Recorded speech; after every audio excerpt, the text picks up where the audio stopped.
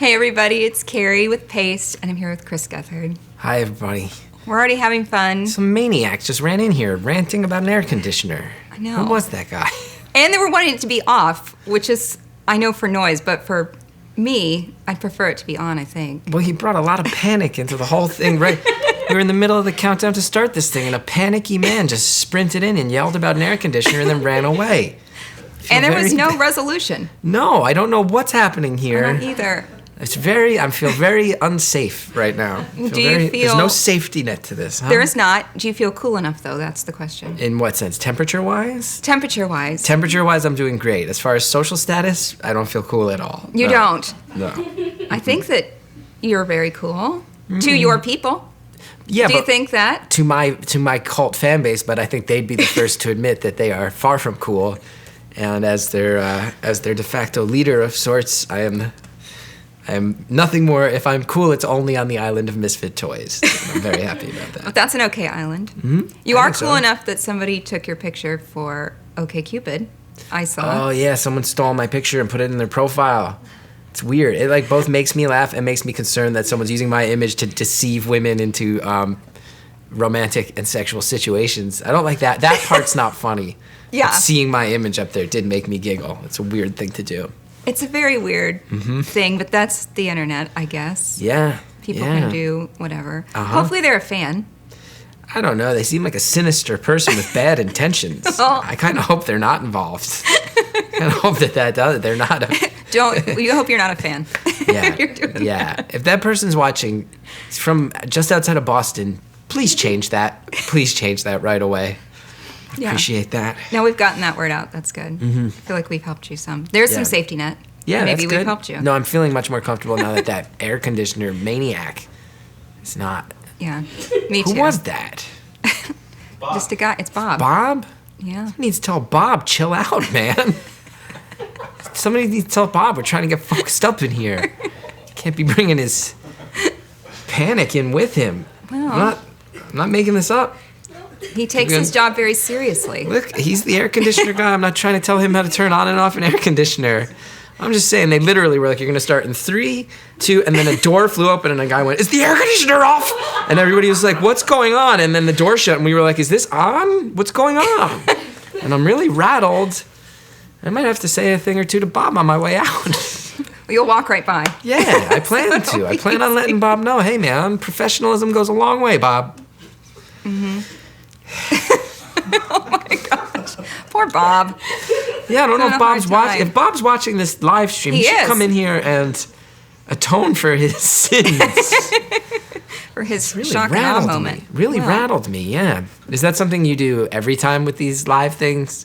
Try to make a person's taken aback so it's not all canned and overthought? Just throw something crazy at them? Well, this is my first live. Oh, wow. So I'm going to say, yeah, maybe that is going to be, now we've started a tradition. Yeah, we've established something. So I do other videos, but I've never done a live. Cool. We're in it together. Yeah, we'll do it together. It's awesome. Nice. Tell us, I'm going to tell how we met because it was kind of funny. I went to this press event for Turner because you got picked up by True TV. First week of August, the Chris Gethard Show is back. Or to most of you, is a new thing that now exists. Which I think is so great. But they had this thing, they said, they were trying to get media people to come look at this screen and talk to a random celebrity through a handheld, analog, old school phone. Yeah. And this girl was talking to you, and they kept telling me, come over here and talk to these people. And I'm like, And so I saw your face come up, and I had seen that your show was coming. And so I said, ooh, leave him on. I'll talk to him for a second. That's nice of you. And then you asked me to do this. And then I said, why don't you come talk to me in person instead of through this handheld phone? Yeah. And I felt very put on the spot, and I agreed to do it much more easily than I would have it was through a random email query. So you saw an effective technique. A random lady from South Carolina is just like, hey man, come do this. Come on in, won't that be fun? Yeah, now I'm here. Now 2 days later. Yeah. Never hurts to ask. No, it all works out. Yeah. And so tell us about the show. I know what the show is, but I think for a lot of people, True TV is going to be a much bigger door to a wide audience. Yeah, definitely. It's a show, kind of is like the show that refuses to die started at the UCB Theater as a live show, and then we were on public access TV in New York for 4 years, and then we were on a cable network for 2 years. True TV stepped in, acquired the show from that network, and now all of a sudden all these people are going to hear of us. So we've kind of been like working for 8 years in this underground way, and now we're sort of coming up to the mainstream for the first time. We did an episode last year where something was put in a dumpster and people had to guess what was in the dumpster, and that got all this press. I think that largely is what led to this situation. Is that I put a human in a dumpster and then people could call up and guess what was in the dumpster. That's how I built my career. So that's okay. But I think what I like is that you've built the career that you wanted. Mm-hmm. And I don't feel like you've done a lot of different things, mm-hmm. awesome things. Thanks. But as far as the show, you have been true to what you wanted that show to be. And it has paid off over the long haul. I think so. And I mean, that wasn't always voluntary. Right. Probably a lot, there's a lot of writing packets I've turned in for real shows that got rejected. And if any of those had been accepted, this probably wouldn't have happened. But I say that with a lot of joy because I sort of felt like I was seeing a lot of people around me in the comedy world who I came up with go to really big things, and I was like definitely wondering where I was going to wind up. But after a certain point, I was like, I just can't sit around and wait any longer. I got to try to make a thing that I'm really proud of and that I believe in. And public access TV wound up being the avenue that allowed that to happen, which is sort of like a medium I think a lot of people don't even know exists anymore. But for me, it was this eye-opening. It's like by far the most creatively fruitful era of my life was the public access era. But it was cool because people could call in live. We broadcast it live on the internet. People get involved. Also, people started calling from all over the world, and we were like very shocked by that. And it just became this thing that a small number of people cared a lot about, and that kind of kept my career afloat for many years. Yeah, and you've just kind of built it your way, which I think is really admirable.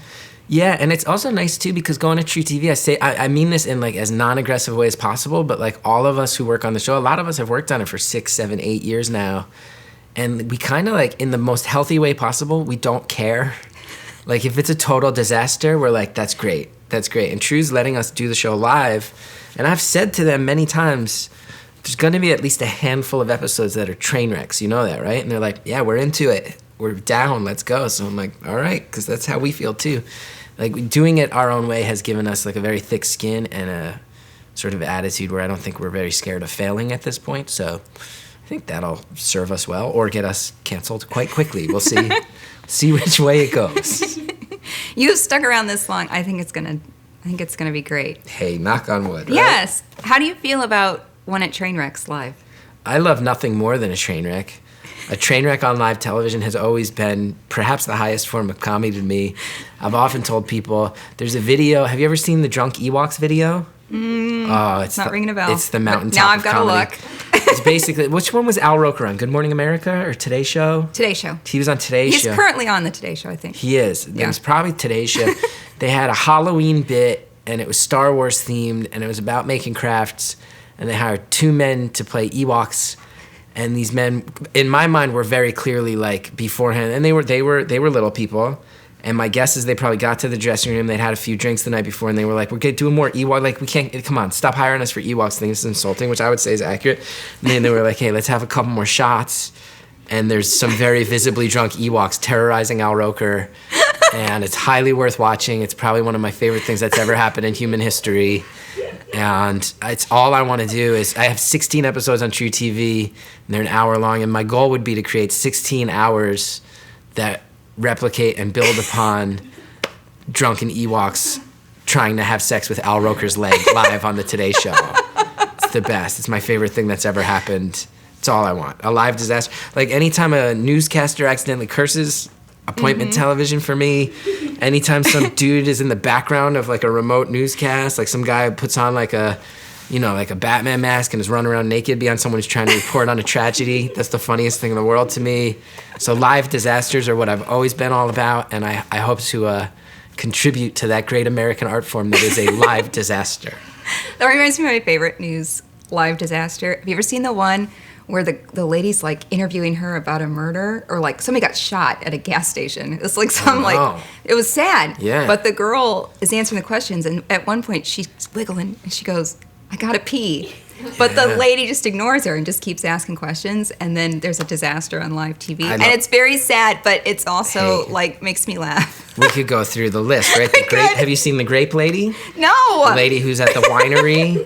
She's at the vineyard, and they're doing a thing on here's how we stomp on the grapes to make wine. And she's doing it, and she's not trained because she's a newscaster, and she slips and falls off, and it's up on an elevated platform, so she falls off camera, and you just hear her going, ooh, ooh, ooh, ooh. That one. I Like Turtles. Do you know I Like Turtles? No, yes, I've seen that one. I Like Turtles. Classic. I Like Turtles. Am I allowed to curse on this? I don't know what the language. It's Have you seen Keep Fucking That Chicken? No. Oh, it's the best. It's not what you think. It's Ernie Anastas, who is I don't know if he's national. He's a longtime New York. I grew up in the tri-state area. Longtime New York presence on the news, who inexplicably at one time a story wrapped up and he just inexplicably mumbled the words "Keep on fucking that chicken." It's highly worth watching. That's exactly what I'm going. Like, remove all the news and remove every aspect of news and seriousness from that, and I want my show to just be. I want it to be like a mashup of I Like Turtles and Keep Fucking That Chicken and Grape Lady all the time. That's what I want my show to be. I think it's going to be awesome. Thank you so much. So you're not making any changes for the new show? No, really? we're just going to keep doing what you've been doing. Good. Yeah, and the last 2 years on our previous network, it was not live. It was edited, and I really enjoyed those shows, but I think bringing it back live is always what kind of in my heart has been the best version of what I can do. And I actually just got lunch with a friend of mine who's like a little bit of a crazy person. Mm-hmm. And I was like, dude, let's just do a thing. I'll just give you a live camera and you just go out on the streets of New York and we'll see what happens. And he was like, yeah, all right.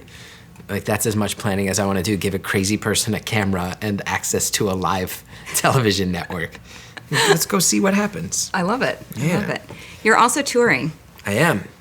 And I've seen little snippets of the special because yeah. Really send us stuff. Well, I'm not doing the special on the road. Not on the road. The road is stand-up. I can't talk about that stuff anymore. Yeah. I got to go back. My special was all about suicide and stuff. I know. I can't do that soon anymore. That's a lot of heavy lifting emotionally. So I'm going to go out on the road, just tell some real jokes, you know? Kind of get over it? Yeah. Over the special? Here's how weird it was growing up in New Jersey. Things like that. Yeah. You know, back to real, regular jokes. Get back to regular stand-up. Yeah. Not necessarily things about, like, the sexual side effects of Risperdal. Done telling jokes. It's fine. It's fine. Nothing, not doing that. Just regular stand-up. Yeah, and my podcast. We're doing live tapings of the podcast. Okay. In all the cities we're going to. So that should be really fun. Yeah, it should be. Maybe I'll get to meet some people out there. And you do like people to call in. I do. I mean, Beautiful Anonymous. Yeah. You want people to call in. Mm-hmm. What's your favorite thing that people say when they call in? Like, what do you want to know about them when they call? Do you want to know personal stuff? Do you want to know... I mean, it's just kind of an interesting form to just have people call in and tell you about their life. Yeah. Well, it's funny because I talk to them each for an hour. Mm-hmm. And for me, the thing that's really fun for me on my end is a lot of times people will call in and say, like, hey, so here's what I want to talk about. And that's good. People call in, they have an idea. It means it gets started quickly, it's good. But usually, sometimes people will think the thing they want to talk about is an hour worth of conversation. And it turns out it's like 20, 25 minutes. And then that's fun for me because now it's like an open playing field where I can try to find out some stuff that they had no intention of saying. So whatever I can do to like get to that next level where they're like, I didn't even know I was going to talk about this, but let's also go here. That often gets very interesting. That often becomes a really good time for me, for sure. Yeah. Do you think that a lot of the things you do, I feel like it's about real people. How do you feel about sharing your own real stuff? I like it. It's always kind of been,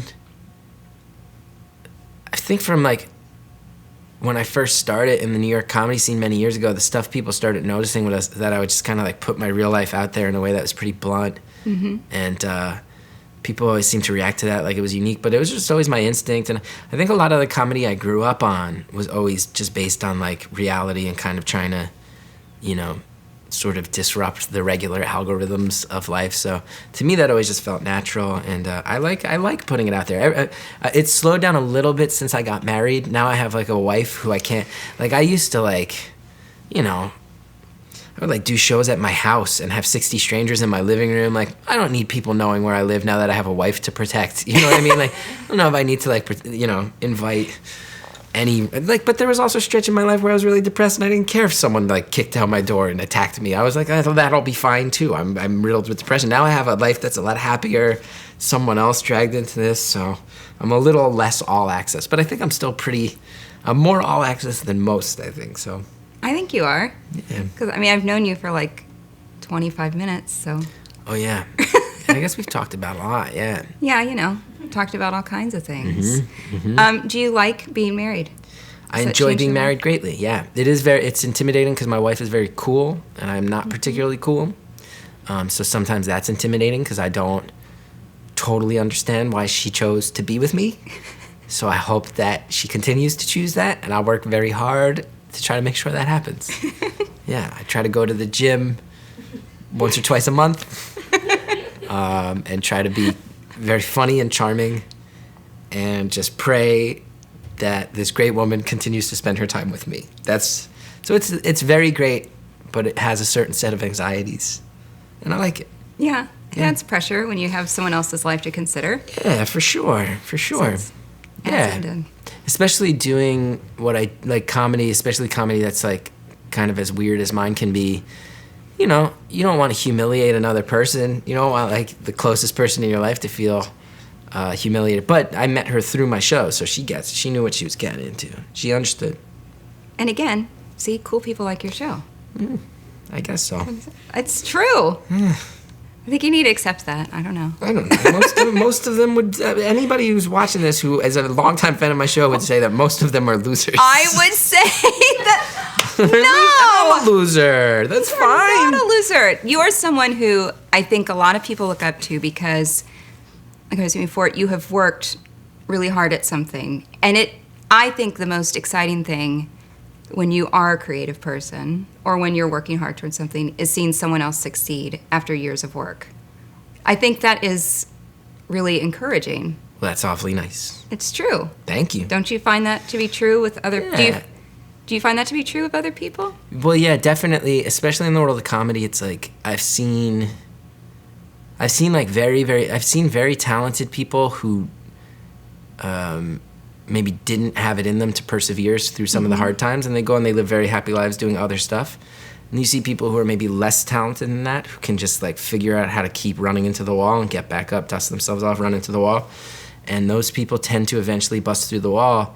And that's always a very inspiring thing to me, where I'm like, you weren't even the funniest one in the early days, and you just kept going, kept making. I think I am not the funniest one by a long shot, and I think the fact that I managed to keep dusting myself off and trying to run headfirst through something is something I'm very proud of, and I think that is one of the things. I think that might be more than.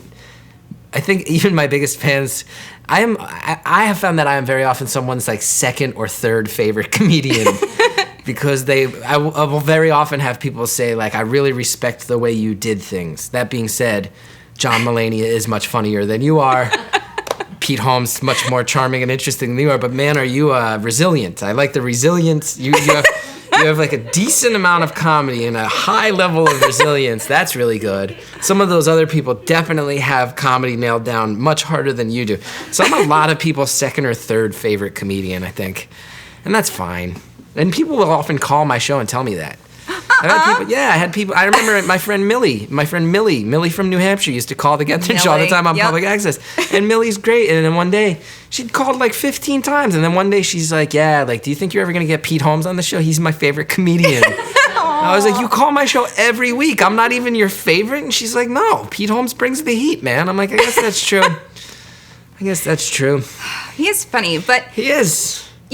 Even if you were the second or third favorite comedian, which I think for a lot of people you're their most favorite. Not too many. I think, man. I'm just telling the truth here. I feel like you might need a hug, but I'm going to say this. I think that when you are working hard at something, I always say I'm a bridesmaid. Mm-hmm. And it's sometimes that you have to accept that being a bridesmaid is okay. Like maybe you aren't ever the bride. Maybe you never are like make it the biggest. Yeah. But if you're on the stage and you're doing it, then I think there's something to be said for that. And I Yeah. think it's awesome. I think I'm more the comedy equivalent of like the flower girl. I think I'm more flower girl level, yeah.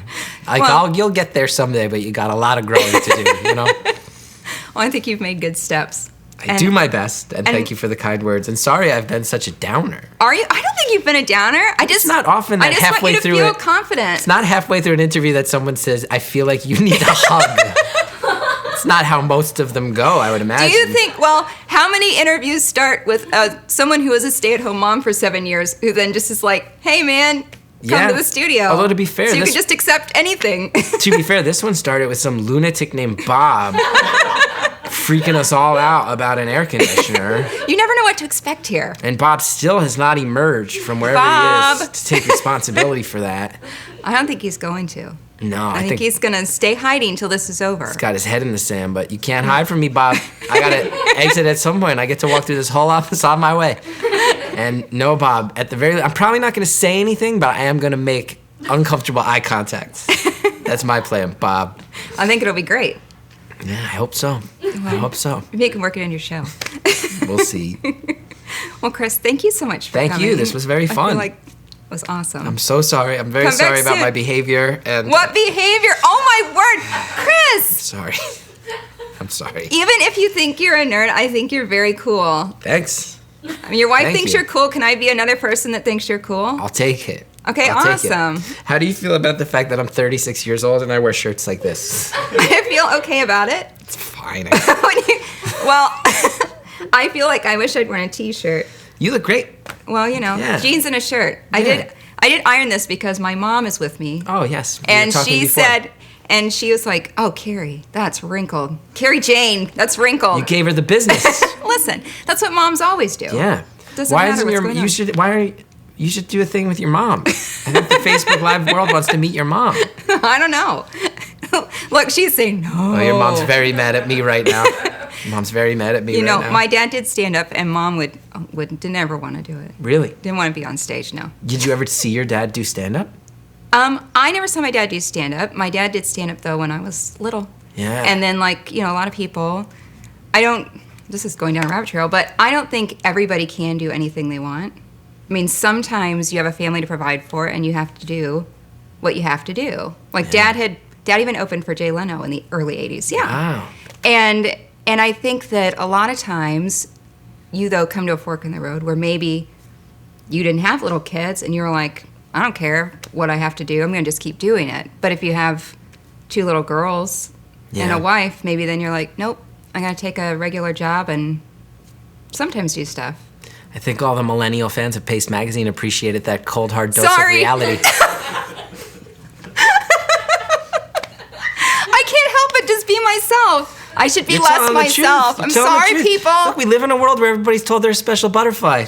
Take it from not true. Take it. You watching right now at your computer, give up. There's nothing special about you. That's what she just You're said. special, but Me? sometimes I say get up, You're keep going, special. dust yourself up, run through the wall. She says, can it?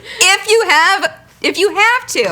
But it's true. Don't you know people that had to Yes, there's many people who should quit at everything. Yes. I should have quit many times. You're I just welcome, didn't care if I America. lived or died. But if you didn't live or die, it was okay. But if you'd had a kid that was going to starve, Then it would have been a different let's story. just say, Yeah. it's just, sorry, it's people. True. No, it's true. It's true. I'm sorry to burst the bubble. It's okay. Oh, man. I didn't mean to get you in trouble. Now I'm in trouble. Now it's going to be Carrie Tells the Truth. That's going to be the segment. That's a good series name. It's just you breaking it down. Reality for people. People should submit their art to you and you tell them if they have what it takes or not. I would love that. I would love that too. We could do it together. That could be a segment. Uh-huh. Aw, sorry. And if we gave them a good, they'd know it really was. Yeah. Right? It's true. Yeah, because you're not here tolerating. You're not going to sit here and give a thumbs up to some dreamer. Their head in the clouds. Do you feel good that I appreciate what you do? Does make me feel Can like you I've believe passed me? some sort of test. Yeah. I'm just telling you. Yeah. Yeah, I'll I take don't usually ask people on at all if I don't think they're good. it. Wow, thank you so much. So how about that? Yeah. Well, come again. Say the word. I will. Thanks, Chris. Yeah, I'm going to go talk to fucking Bob.